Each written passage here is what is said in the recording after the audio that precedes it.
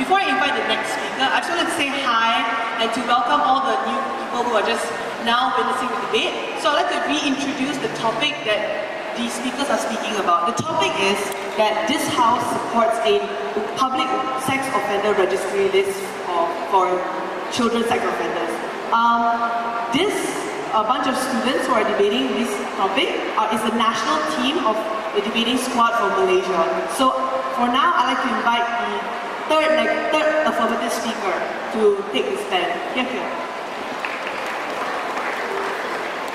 Parent, to know that if my child is being sent to a school with a kindergarten teacher that used to molest children, I can protect them. I don't think this debate should be about your statistics. I think it should be about fairness and justice. Two things that should be discussed in this debate. Number one, where do sex offenders rehabilitate better and commit less crimes? And secondly, with regards to victims. Considering that victims are the most important issue, let's start with them. If you're a first-time offender, we think that these are nuances that are important to the public.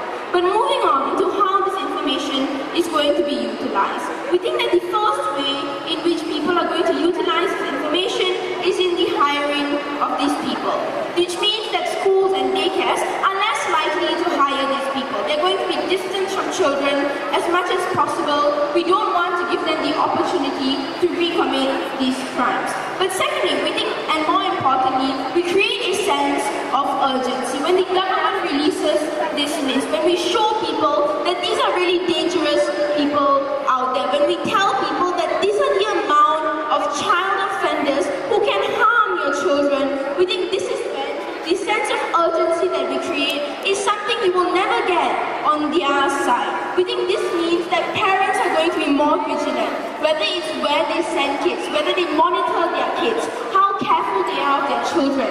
When they teach children basic safety skills, we think these are all things that can only come from our side when you instill a sense of urgency and importance in these parents. But secondly and more importantly, we think it's going to incentivize parents to monitor the interaction of their children, to make sure that their children aren't going through dating websites, or to make sure their children aren't staying out too late at night. Where most of the criminals that are in those shows are often people who recommit those crimes. So the society believes that these individuals are still dangerous, and therefore as a result will hate these individuals even more. But the third thing is that these people do not feel that the punishment was delivered to these sex offenders. They feel that if a person who has committed a sexual offense is in my backyard or in my community, I don't feel safe, and I have every reason to beat that person up or take it out of my own hands to ensure that this person cannot hurt another person anymore. So this leads to vigilante justice. That jobs, you didn't allow them to find somewhere to live because of all these restrictions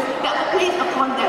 In Florida alone, there were settlements of sex offenders who lived under a bridge because they had no ability to live somewhere else and no ability to move to another state because there's no funds, no resources. On the second level, we think it also disproportionately harms the family members of these people on the sex offenders. You have to recognize that beyond the public's perception of them as criminals, there are also people who have spouses, who have families, who have children. We think this model directly impacts them as well. Having a father or having a mother or someone on the sexual registry who's unable to live within the school zone, we think those children are going to be impacted because they don't have the ability to access those same